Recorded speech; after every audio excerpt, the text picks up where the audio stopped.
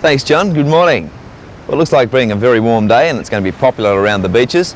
The wind's already setting a brisk pace from the northeast, around 5 to 8 knots at the moment. Conditions already a little choppy and bumpy and the waves aren't going to improve during the day. Coming up towards high tide, the swell's very small, waves around 1 metre at most of the open beaches. They're not going to get any better. The conditions are going to get very full with the incoming tide. We've also got blue bottles still hanging around the beaches. They're quite bad, in fact, and should think twice about going in the water. If you'd like to go for a swim today, all of our city beaches quite safe, the water's beautiful, except for the blue bottles. Conditions for the board riders may improve a little this afternoon with the outgoing tide, but that wind's just going to get stronger. Conditions will become more choppy, and it'll be only the northern corners and those with a little of the northeasterly aspect. As far as the weather's concerned today, the forecast is for a high fire danger for the upper Hunter. The chance of late thunderstorms also in the inland. A few early fogs, they will have passed by now. Warm to very warm and humid day. East to northeasterly winds, light inland, and 20 to 40 kilometres per hour on the coast. Seas slight on a low swell. The outlook for Wednesday, thundery showers. Newcastle today heading for a top of 30 degrees, Scone expecting 36, and Taree 32 degrees. High tide coming up at 10:58 this morning, 1.9 metres, and low tide at 26 minutes past 5 this afternoon at 0.2 of a metre. Well, that's our look at the surf and weather today. Small waves for the board riders, around 1 metre, choppy conditions, strong northeasterly winds coming through, and blue bottles in the water. It's going to be a hot one. Might be a nice day to go to the bars. Have a great day whatever you're doing. We'll be back again tomorrow morning.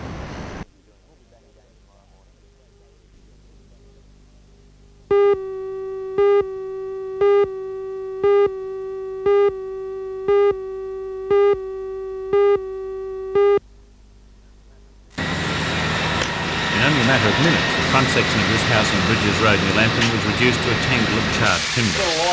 The fire spread so quickly, nearby residents were unaware of the blaze until the alarm was raised by police, who happened to be in the area searching for 3 escapees from the Warramai Detention Centre.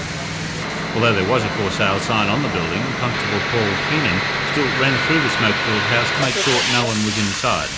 Today, it's common for squatters to move into unoccupied houses. As firemen worked to extinguish the fire, they had to cope with the hazard of arcing power lines, left dangling when the front of the house collapsed.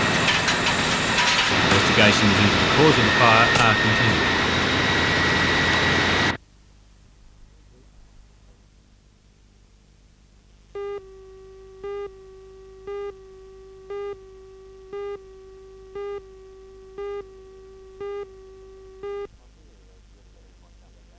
I'm here as a representative of my company, Ainsworth, who are conducting a seminar next week on behalf of the registered clubs in the area, trying to improve the attitude of the clubs towards what is now a very tough time, and I've been asked to present a paper on motivational techniques that may or may not improve the attitudes of staff in the clubs.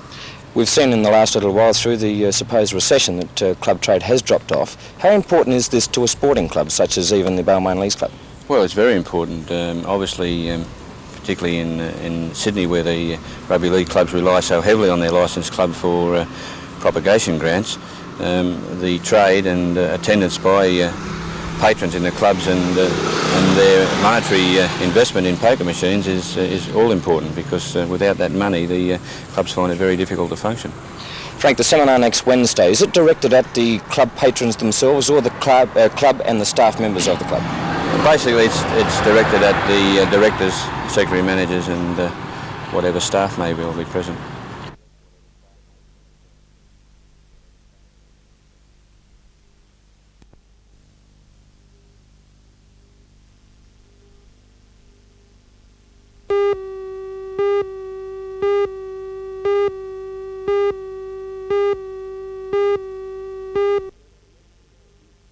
It'll be the first election in which 2 Labour leaders have been knocked off in one go. After months of speculation, Mr Fraser, apparently fully fit after his back operation, finally decided on the 3rd of February to go to the people on March the 5th. The issue? The Union movement is not prepared to listen to this government if it is not prepared to listen to the collective voice of 7 state governments. Then I challenge it to listen to the voice of the people of Australia. To secure a double dissolution, the Prime Minister submitted several bills rejected by the Senate early last year. Some, on sales tax, would trouble the government's campaign. Some pundits thought the snap poll was to capitalise on Labor's leadership. I believe that a drover's dog could lead the Labor Party to victory, the way the country is and the way the opinion polls are showing up for the Labor Party. In that respect, I have every confidence about the party's prospects. I repeat, it gives me no joy to have to do this. I'm sure you'd understand. The heir apparent, Bob Hawke, immediately assumed leadership. It was a bloodless coup. Labour, virtually overnight, promised Bob Hawke bringing Australia together. Fraser's chances of using the double dissolution to win absolute control of the Senate were soon set back by a decision of the Liberal branch in Queensland to dump Aboriginal Senator Neville Bonner. Many people who were responsible for this decision were saying that as an Aborigine, I was not a vote catcher, and that the sooner that I was dropped to the lowest possible place on the ticket, the better. Bonner quit the Liberal Party and now stands as an independent. No election campaign is without incident. Tasmania wasn't the apple of either leader's eyes. Both suffered embarrassment. For Mr Fraser, a lockout. For Mr Hawke, a street walk. The promises and the threats came in the second full week of the campaign. We are building Australia with our policies. We are building Australia with our vision. We are building Australia with the determination of Australia. We are not waiting for the world. It's not a question of not waiting for the rest of the world. The rest of the world has left us behind. We offer no miracles. We offer no overnight solutions for the immediate problems we face or the deep-seated problems we face together. What I do offer is a program to produce growth and expansion in the economy, achievable goals for the rebuilding and the reconstruction of this nation. No one wants a return to the chaos and insecurity of the Whitlam years. The first act was enough without waiting for the second. February the 16th, the Wednesday that will be remembered forever, perhaps not for Labour's policy speech, but certainly for the tragedy that would temporarily transform election 83, the Ash Wednesday bushfire disaster. For 2 full days, Malcolm Fraser had to turn from campaigner to Prime Minister. Bob Hawke paused for 36 hours. There was a national weekend of mourning. Politics were inescapable. Western Australian voters brought down another Liberal power base, the third state to fall in a year. I'm not getting carried away. Obviously, I would think that the Labor Party organisation nationally is more pleased with the results than Mr Fraser's organisation. Labour's linchpin, the Prices Incomes Accord, described by Hawke as an historic agreement, was immediately labelled a fraud by Fraser. Government by the unions, for the unions. It's a historic day when the Labor Party take a decision to give more power to union leaders of this calibre, of this quality, the carmakers, the heartlanders of this world. Now, my friends, apparently when Malcolm Fraser consults with Cliff Dolan and Charlie Fitzgibbon and Bill Kelty before a budget, that's the epitome of responsible government. If a Hawke Labor government dares in advance to consult with Dolan and Fitzgibbon and the other representatives of the trade union movement, that's getting into bed with Laurie Carmichael. Then came the ultimate scare tactic, or just colourful language to graphically get a message across. In blunt terms, I wonder how many of all of you have savings locked away in the banking system where you think it's safe. It would be safer under your bed than it would in the banks. And the little old ladies, but they can't put them under the bed because that's where the commies are. So the government goes to the people on Saturday with record unemployment, double-digit inflation and interest rates during their term. But they promise slow, steady economic recovery and offer an austere election package amounting to $567 million, perhaps remembered most for its kids' army of 10,000. An extension of the wage pause would be sought, and tough union reform, such as secret ballots, would be put to a referendum. For their part, Labor offers reconciliation through a national economic summit. Then reconstruction through a $2.75 billion national economic recovery package, which would include tax cuts, job creation schemes and Medicare. There's a prices incomes accord with the union movement.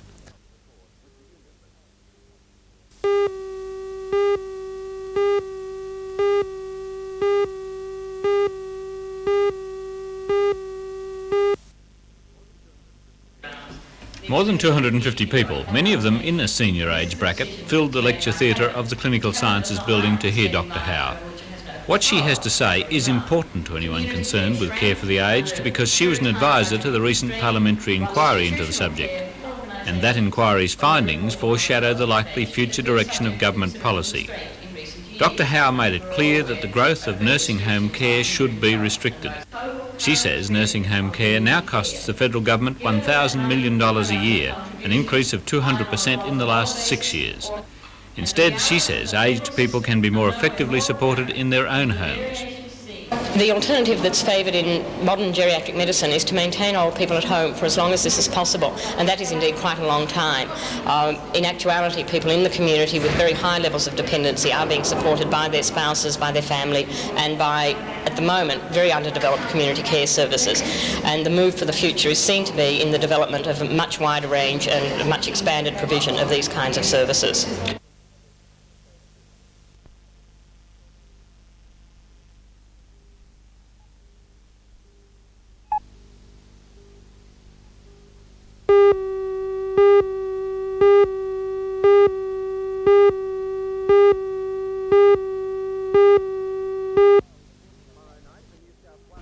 Tomorrow night, the New South Wales Formula 500 Championship will be featured, with over 45 entries received from all over New South Wales, the ACT, Victoria and Queensland, with Singleton driver Lloyd Thornley a firm favourite.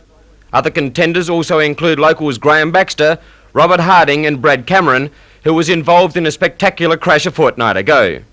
Also tomorrow night, the Junior New South Wales Sidecar Championship will be held, with another local rider, Doc Fulp, the firm favourite, after his performance in the Open title a fortnight ago when selected only as a reserve.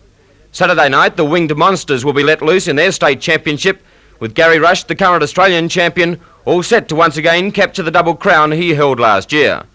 The Grand National sedans will also feature on the program, with some very tough racing expected from the big tin tops before the running of their Wynn Sedan Classic next week.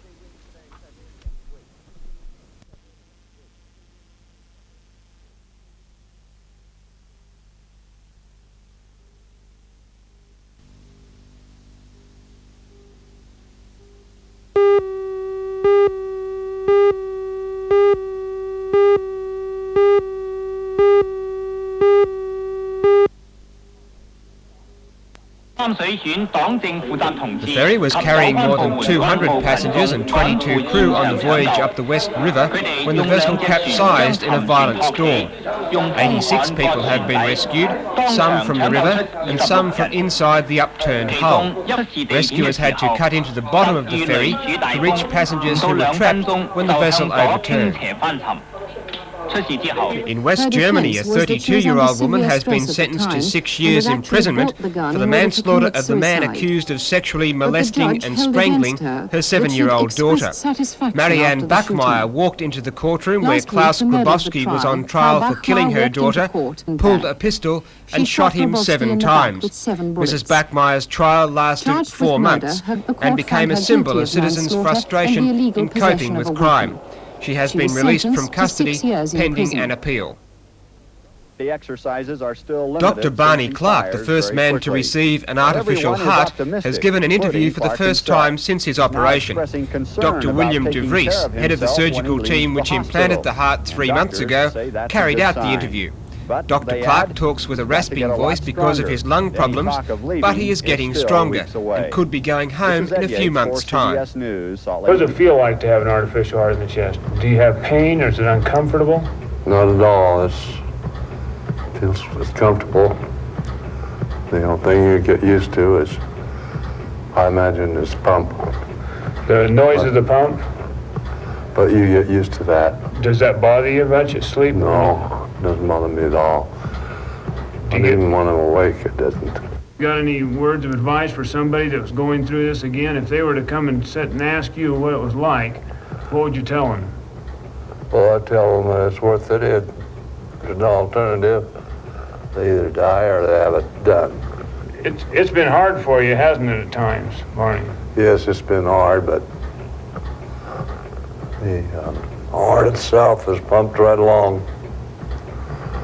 And I think it's doing well. Still has difficulty in...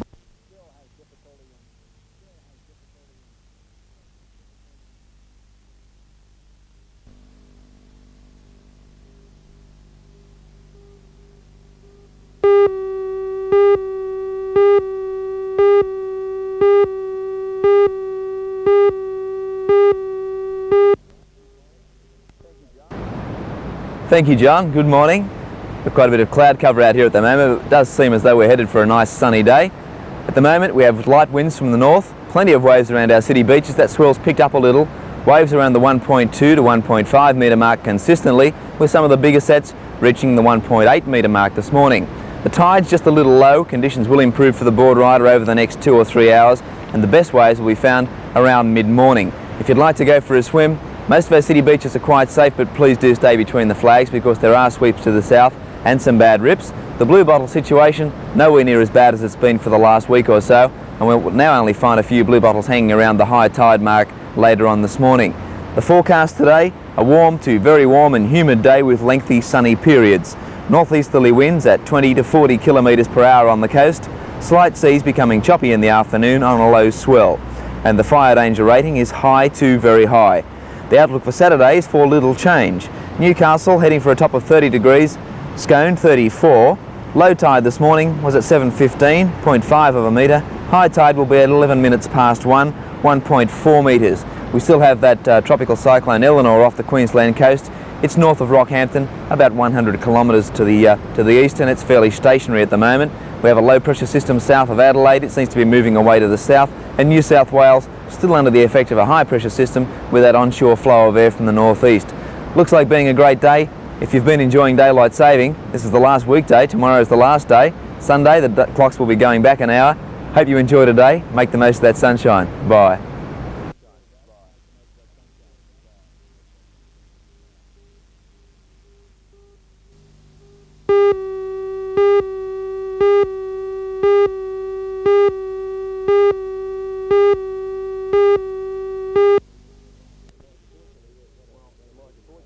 Well, Mike, fortunately we've got one of the biggest Pro-Am cycling events we've had in Newcastle here for some time. We've got a complete amateur New South Wales amateur team racing preparing themselves to go away with the Australian titles next week.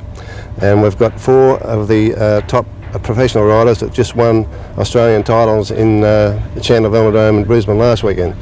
Who are some of the riders that we can expect to see here on Saturday and Sunday night? Well, in the pro ranks we've got Shane and Gary Sutton, 2 New South Wales boys. One of them's the Curran champion, Shane, and Gary's a 50 kilometre champion.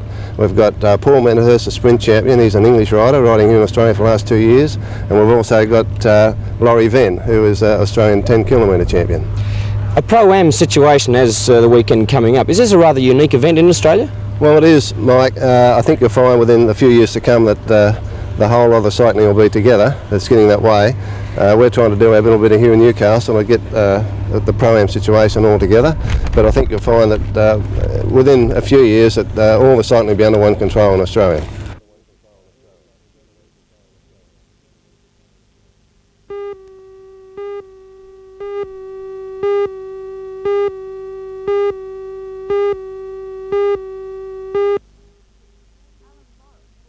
Alan Morris will be the only new face from the Hunter Valley in the House of Representatives. He replaces Mr Charlie Jones, who retired his seat in the House a few weeks ago.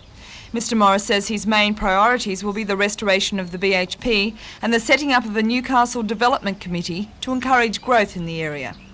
The fact that the swing in Newcastle was greater than the state average, it seems pretty obvious that our people are very concerned about what's happening to us, and they're very supportive of the kind of proposals put forward by the Labor Party during their campaign. I therefore see things like the BHP as perhaps being the most critical priority, but secondly the issue I raised in the last few weeks of trying to get a a single voice out of Newcastle into the federal government, I see as being perhaps the most important thing to allow us to take advantage of the federal government's initiatives. And this is the committee? Yes. Look, I've had a good response to that, which I expected because I know most of the people pretty well, and I'm sure we can work together. And in discussions with shadow ministers, in fact, during the campaign, there's a great sensitivity to Newcastle. They want to help, and I think if we can build our compromises, our consensus in Newcastle itself, that still has to be the most important part.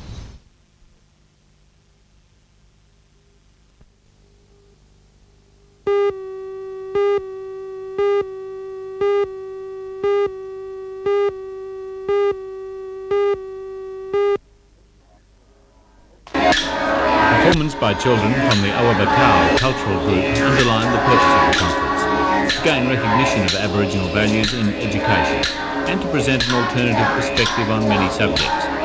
As one of the conference organisers pointed out, Australia's history did not begin in 1770. The conference is the second organised by the Aboriginal Education Consultative Group, a committee which has worked closely with the New South Wales Education Department.